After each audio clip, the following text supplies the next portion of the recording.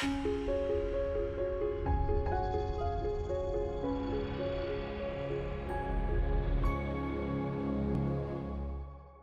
everyone, welcome to today's episode of the Imperfect Show. Jeremy and I are here with you again, and we are talking about today living with someone who's experienced trauma. And this could look like living with someone who has post-traumatic stress, who's actually had a post-traumatic stress diagnosis. It could be just living with someone, whether that's your husband, your wife, your child, someone that is living in your home with you, a parent who has experienced some kind of trauma in their life and who is dealing with that, who's maybe kind of struggling with it a little bit. And how do you respond to that? How do you live with someone that has experienced that or is dealing with that in their life? And we just kind of want to talk about some things with you today, because I know a lot of people that watch this have experienced that in their lives and are kind of maybe dealing with that themselves, or having to live with someone who's dealing with that, and just knowing how to respond to the different situations. And so we just wanted to give you some helps today, some things that we've come across, some things that we've been able to share with others as we are helping those who are in these situations. Yeah, we'll give some thoughts today, and we certainly can't cover everything. So right up front, I'll say you're watching this probably on the Mighty Oaks YouTube channel. If you're not, go over to YouTube. You can search for the Mighty Oaks Foundation. You can find our channel there. And on that channel, we have a couple of hundred videos, and most of them deal, at least to some degree, with this topic. Not specifically maybe, but we have testimonies on there, people telling their stories. So many different things that we deal with on there. You can find a help there. We'd love to point you to that. The other thing I'll say right up front is we have, as an organization, produced some resources that are intended to help with this. One of those is called The Truth About PTSD. It's a small book. We've given out tens of thousands of these books. If you would like that, you can order that off of our website, mightyoaksprograms.org, or better yet, we're in the process, and by the time this goes live, we'll have it done, of putting that on Amazon. The Kindle version will be free. It's already on Amazon, but the Kindle version will be free by the time this airs. So go to Amazon. You can find it there. You can download it for free and use that. Again, very simple, straightforward, just some thoughts and tips that you can use. But I want to give those to you and make those available. Also, if you're watching this video and you have questions or thoughts on the other side of it, please drop those in the comment section. We'll do our best to get back to you on those, or if they're very specific, have someone specific get back to you who can really help you work through that. We'd love to do that. Susanna and I have been working with folks in the veteran and first responder space for about 10 years, I guess, working with the Mighty Oaks Foundation, and have talked to hundreds of folks. But our life career together as a ministry career, and we have been working with men and women, young people, all of whom are dealing with some degree of trauma or difficulty, struggle in their lives for a long time, because we're getting older all of the time. Yeah. And one of the things I think that we would say, again, right up front, is that everyone deals with trauma. Trauma is not something that's reserved for the veteran or for the first responder, for those that are living with them. In fact, we're told that about 70% of American adults will, at some point in their lives, encounter what's called a traumatic event. Now, I would argue that 100% of people will deal with trauma in their lives, but these very traumatic events, things like abuse and the list, huge list, right? All of these things that we would call traumatic events that have to be dealt with and addressed. So that's the majority of people. That's probably you. It's definitely, if it's not you, it's someone that you know. And a lot of people keep this to themselves, but so many folks are struggling. The question, though, and this is what Susanna just said, is what do you do with those that you live with? And so we're going to kind of toss out a bunch of stuff right now. Pick up whatever's good for you. There's just so much we could say here, and we'll try to address some of these things. First of all, I think this is a good place to start, and this is a question, is what are some of the issues that a person or persons who are living with someone who's Yeah, just listening to what you were just saying a little while ago, I think that just dealing with people who have experienced some kind of trauma, maybe even post-traumatic stress, maybe that has not been identified in their life as that. Even just in the church world, I think that just watching people go through that, living with someone who, has experienced that in their life.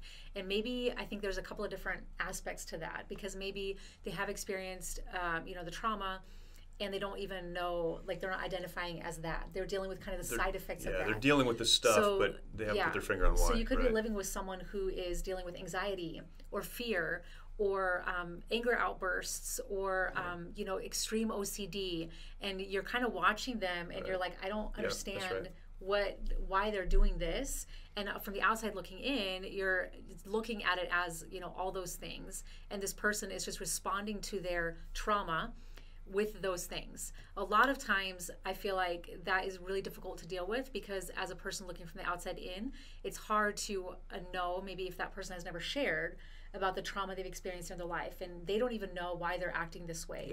They don't even know why they're so overcome with fear, or they have so much anxiety, or they get angry all the time, or things have to be in perfect order all of the time, and why OCD is such a thing for them. Maybe they personally don't even understand that. They want to isolate. They want to stay away from people. And they don't want to socialize. And so as someone who lives with someone who's experienced trauma, those would be some of the things that you're having to deal with. Not able to go to social settings, not able to have people over to your house. And then even, once if this is the person that you're married to, then you have kids, and your kids are also dealing with that. And so there's so many layers to it. Like you said, we could probably talk about this for a really long time. Right. But I feel like some of the things that you are going to be dealing with when you're living with someone who has experienced some kind of trauma, for the most part, it's going to be those side effects of that trauma. Yeah, that's right. Those things that we mentioned. And so that can be really difficult. Sometimes I feel like more difficult when that trauma hasn't been identified, and you're not getting help for that specific trauma. Yeah. A lot of times when people go to, and maybe this is something else we're going to talk about, go to, the doctor for anxiety or those kinds of things, they get prescribed medication right away, and the doctor's like, oh, let me help you deal with your anxiety, let me help you deal with your OCD, let me help you deal with you get angry all the time, or you can't sleep, or all this stuff, you are afraid of going outside, let me help you deal with those things. So there's a medication that will help you go to sleep, there's a medication that will help you wake up, there's all these kinds of medication, but we're not going to address the actual problem. Going to address the actual problem. And so I think sometimes that's harder to deal with than if the person is able to identify that trauma. Right. And so a person from the outside looking in, if this continues to go on for a long time and you're dealing with all these side effects, maybe it would be helpful to say, like, maybe there's something to that. Let's sit down and talk to someone who can help us identify that. Yeah, and if it then creates kind of an environment of extreme frustration, and depending on where you fall in the family structure, if we're talking about a family, if you're a child dealing with a parent who's going through that, you become very disconnected. People describe it as walking on eggshells, because you're afraid that if you say something wrong or do something wrong, or if it's the OCD thing, you move something, they're going to explode and it's going to cause a major issue.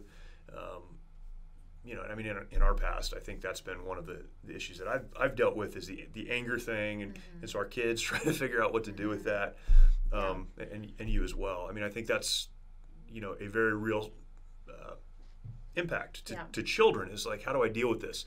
On the other side, if you're a parent dealing with kids who are going through things like this, it can be extremely frustrating, because you want to help them, you're trying to understand, you want to give them the tools they need.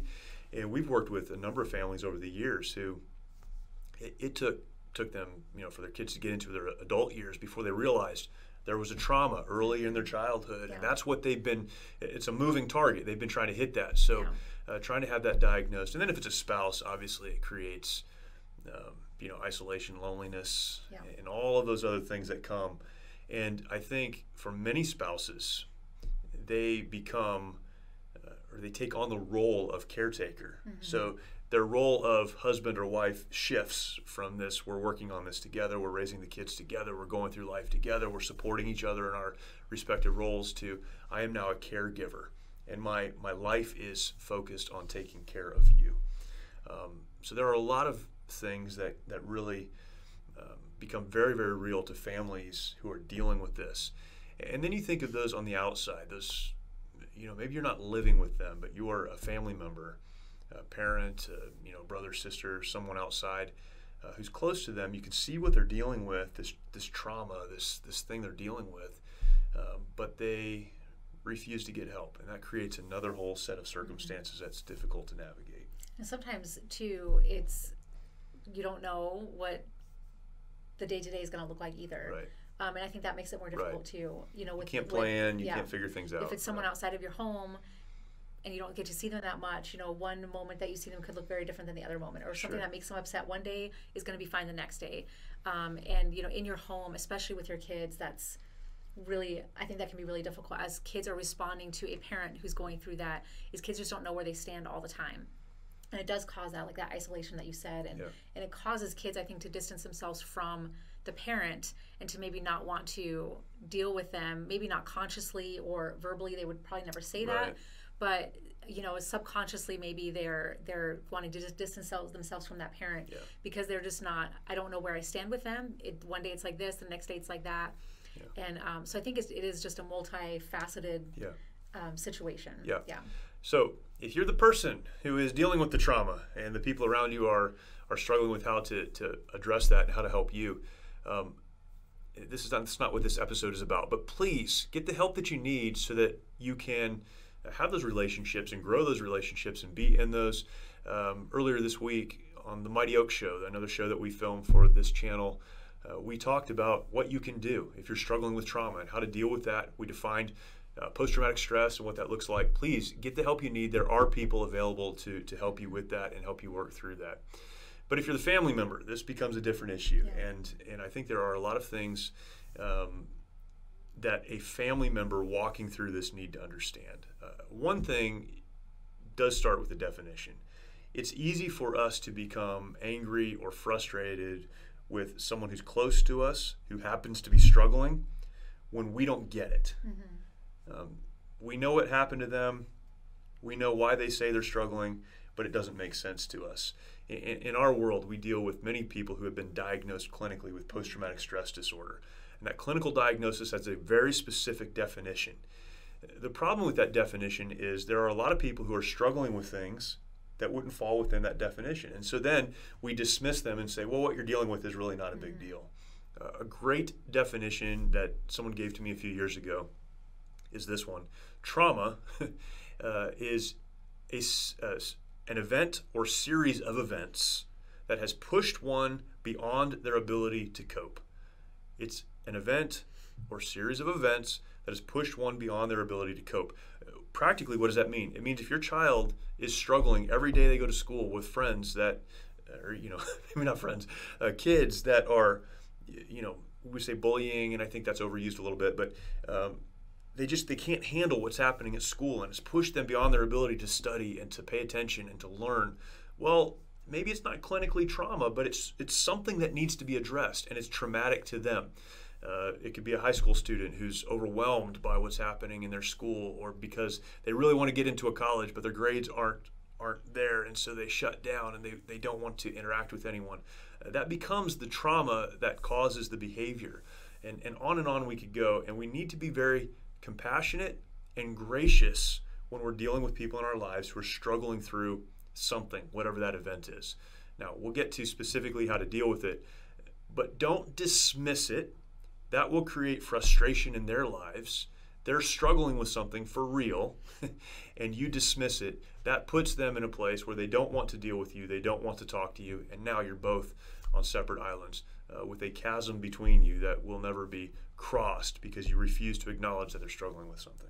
And that's really something that we see a lot. I mean, in the women's program, that when we have ladies come to us through our Mighty Oaks programs, we tend to compare ourselves to other people. So even like within a family, what might be traumatic to you as a parent is not the same as what would be for a child. And so I think it is very personal. A traumatic event could be, you know, something really extreme that would maybe fall into a clinical diagnosed, you know, of trauma or PTSD, but it could also be a relatively minor event that would push someone beyond their ability to cope. And so what is this for one person is different for another person, and to never, you know, diminish that or minimize that. And I feel like not using the words, my issue might not be as big as theirs. You know, maybe it's not, like maybe it's maybe not as extreme or severe, but that's still personal to you. And for us not to diminish that for someone else, especially when you are dealing with a child. Right. And us as parents, sometimes we have the ability to look at what our kids are going through and be so dismissive about it and like, oh, that's not a big deal. You need to grow up. Stop being a baby. Stop crying about that. When those things are very real to them, and to them personally, that is very traumatic or very hurtful or whatever that might be for them. And so for us to, I don't know, I don't like to use this word, but validate what they're going through. Because it is traumatic to them, right. You know, I mean, within reason. But that is saying, I hear you, I understand to the extent that I can. Yep, and let's try to figure out, let's try to help.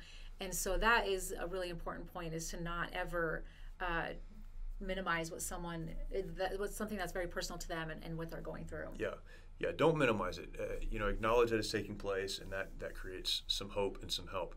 Now, I will say, on the other side, at some point, someone's going to have to say to a person who just won't deal with their trauma, look, you're not the only one who struggled with this. Other people struggle. Some struggle even worse than you. There is a path forward. But if you're in that close relationship, that person to have that conversation is probably not you. Mm-hmm. It's probably someone else. So be very, very careful about that. On the other side of this, don't excuse bad behavior. Don't excuse bad behavior. The fact that someone's dealing with something, and we can acknowledge that, does not excuse their bad behavior, them treating other people in the home poorly. Now, with children, this is easier to understand. I see what you're dealing with. I get it. I know you're frustrated, but how you talk to your sibling, what you just did there, how you're talking to me, that's not okay. We'll deal with the issue, but how you're behaving is not okay. It becomes more difficult with a spouse. There are men and women who would say, because of my trauma, that's why I hit my spouse. That's why I treated them poorly. That's why I talked them down. That's why I did those things. You can acknowledge what happened, but don't excuse bad behavior. It's not okay. And don't allow an environment to be created in your home that makes it okay. Something that I've been asked before is, just as it has to do with a husband, this question has been asked before. So the kids and I could be having an amazing day. Everything's, you know, had a great day at school, got all my chores done at home, you know, all these things. We have a really good day. Kids came home, we're having a snack, we're all kind of hanging out, you know, everything's going well. And then your husband comes home and he had a bad day and he is not happy. And so then it's almost like there's a dark cloud now over the home because he's kind of taking that out on everyone else. What do you do when that happens? And I think this kind of falls into that category, is you're not going to allow that person to then take away everything good that happened that day, or take away the joy that everyone's feeling, or the good things that happened that day. And so what I've said before is you just don't allow that to happen, because you have complete control over that situation as well, and you can not allow that to take over. And so then and I think this goes both ways for husband and wife, is it could be the wife that comes home and is like, I had a horrible day, is taking it out on everybody else. And so not allowing that person that's responding that way, because I think this is huge for especially someone who's experienced trauma, is allowing the anger to take over, and they're just responding that way, and then to everyone in the house it makes it horrible. And so continuing to move on with what you have done, and not allowing that person to kind of change the environment that's already there, I think is really huge. And it's setting that example for your kids, so that we're going to continue to move on with the happy day we're having, regardless of this situation that now has come. And part of that too is there are things that are out of your control. If someone comes home angry, or they live this way, you may not be able to control that. But you don't need to say then to your kids, well, the reason Dad's acting this way is because of, and that's why, and that we don't need to make it okay for them. We don't need to talk them down either, but we don't need to make it okay for them. And if you're the spouse, you don't need to play that loop in your brain that says, well, the reason they're this way is because, because they're broken. I'm excusing that bad behavior because of what happened. Don't excuse bad behavior. And I would say this to the person, in our program would be a veteran or a service member or a first responder who's struggling with trauma. I would say this, I have said this, we do say this, There is no excuse for bad behavior. There's no excuse for that. What you've done, what you've been through, what's happened to you, those are things that need to be addressed and acknowledged, certainly, but that doesn't excuse bad behavior, and certainly it doesn't in a home either. And I think that's very important. But then that goes to the next thing, which I think you just touched on, is control what you can control. I know, and you've experienced this much more than I have, I know folks who, they take on the role of the caregiver, as we mentioned, in the beginning. And because their spouse is struggling and really in a lot of ways probably refuses to get the help that they need, they take on this identity of caregiver. They stop being a spouse and they start becoming, a nurse. I'll meet their needs, I'll do their thing, I'll take care of everything. And now almost validating, to use that word, their behavior by saying, I'll do everything I need to make sure that you can have the outbursts, you can be isolated, you can do all the stuff that you need to do that's destructive. I'm going to take care of you. Well, you cannot control their behavior. Certainly you should love them and care for them, to the best of your ability. But what you can control is your own attitude and your own behavior. You can control whether or not you grow as a person, whether or not you have relationships with other men or women, as the case may be, whether or not you're getting the help that you need to deal with the things that are going on. You may not be able to control the other person and their behavior, but you need to continue to be the person that you were created to be and to grow in that, and not to allow their behavior and their decisions to prevent that for you. And I think the way that you caretake or give care for someone else does communicate not allowing the bad behavior, like you said earlier, is the way that you take care of the home, the way that you, and I'm talking about, the person that's giving the care, whether that's husband or wife or, whatever that looks like for the particular situation. I think the way that person does that can communicate which way that person, how far that person is allowed to go, if that makes sense. So I'm going to allow this behavior. I'm excusing it because you have this trauma, you've been diagnosed with post-traumatic stress or whatever that is for you. And so I'm going to let you behave this way, but like you said, I'm going to let you do that. I'm going to isolate you. I'm going to just allow you to kind of stay in that. Or I'm going to help you to get to this point so that I'm not always going to be your caretaker. And I think even verbally communicating, it's not okay for you to speak like that to the kids. It's not okay for you to come in this room where we're all, having a good time and create a completely different environment than what's already here. And I think taking care of someone means not just taking care of, and maybe this is someone that you're going to have to take care of their physical needs, for the rest of their life. Sometimes it does look like that. Sure. But maybe it is that situation, and maybe that's, you're always going to be their caretaker and are always going to have to take care of them in some kind of way. But I feel like that the way that you do that can communicate to that person, I'm helping you to grow, I'm helping you to be the best that you can be, or I'm just going to help you stay, in this. And it's more of a mental and emotional, I feel like, taking care of rather than physical taking care of, because part of your really job is to allow that person to see, I might have this, but it's not okay for me to respond this way because of that, or act this way because of that. And I don't need to always isolate myself or not be in social situations. I can come to the other side of this in a good, healthy, mental and emotional way. And so I feel like as a caregiver, I don't know what is the correct, is it caregiver to caretaker? I've heard different words, but whichever that is for you. Caregiver. A caregiver. As a caregiver, it is really your, I feel like, almost responsibility to also take care of them mentally and emotionally, and really help them to get to that place where they're really getting better in that way. And I think it's a huge responsibility.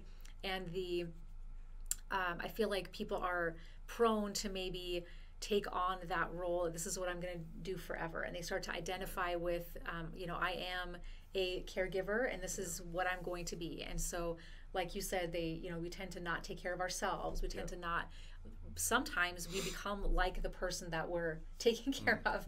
And we also isolate ourselves, and we also, then become angry, and we become bitter maybe towards that person. And we really allow that to kind of, take over. And I've seen that happen before where there's no hope of ever getting out of that situation. And I just think it's really important to, like you said, talk to other people, not isolate yourself, continue to socialize, spend time with other men, other women, whatever that looks like for you, and really allow yourself to be your own person still in the middle of all of that. Yeah, a caregiver becomes an enabler when they're giving care for things that the other person could do on their own. Yeah. And that's, to me, that's the difference. Yeah. If someone cannot do something, well, absolutely, that for better or for worse in a marriage relationship is I will take care of you. I will do that. And whatever that means, I'll do that. I'll give sacrificially. That's not what we're talking about. What we're talking about is as a caregiver, enabling that bad behavior and allowing it to continue because it can. Because there's no motivation to get better. There's no motivation to get help. And we are making it okay to do things that are not okay. And that's where it becomes a problem. So often when we talk about things like secondary post-traumatic stress and compassion fatigue and some of these other things we like to use in the caregiving world are legitimate things. However, they often become legitimate things because we allow them to. We're so focused on caring for needs that we don't need to care for, that we're not taking care of our own spiritual needs, our own emotional needs, our own relational needs. And it's very important to focus on those things and understand that. Yeah, and this is a big issue, and it's something that has to be worked through, which takes us then, I think, to the next part, is get outside help. Get outside help. Now, this becomes tricky. Sometimes outside help means that you, as the one not struggling, are going to a biblical counselor, going to someone who can really help you walk through what you should do and how you should do it and how you should respond and how you should behave and how you should help the kids or whatever the case. You are getting the help that you need to think about things correctly, to see things clearly, and to make the decisions that you need to make. Don't try to do it on your own. Don't believe that you're the only one who's ever struggled with a child who's dealing with these issues, or with a spouse who's dealing with these issues, or with a parent who's dealing with these issues. You're not. There are people who can help, who want to help, and who will help. Get help. And then, as much as it is possible, I know it's not always possible, as much as it is possible, sit down with the person who's going through the thing, who's dealing with the trauma, who's experiencing these things. Sit down with them and put a plan together for getting help. We are going to go talk to this person, and then we're going to do these things. Begin putting a plan together. Don't simply allow the behavior to continue, allowing it to perpetuate without having a moment where you sit down and say, what is the path? What is the plan? How do we move forward from here? And that may begin with sitting down with someone and talking. It may begin with removing some things that are causing problems. Whatever the case, your situation would be different. But get help for yourself personally, work to get help for the person who is struggling, and put a plan together. We as a family are going to do this in order to make this happen. And that might mean, again, getting some help from the outside, but put that plan together, and that gives you some hope, and that gives you some direction. And that means then that this is not a permanent situation. One thing about trauma that's true is it will not be forgotten.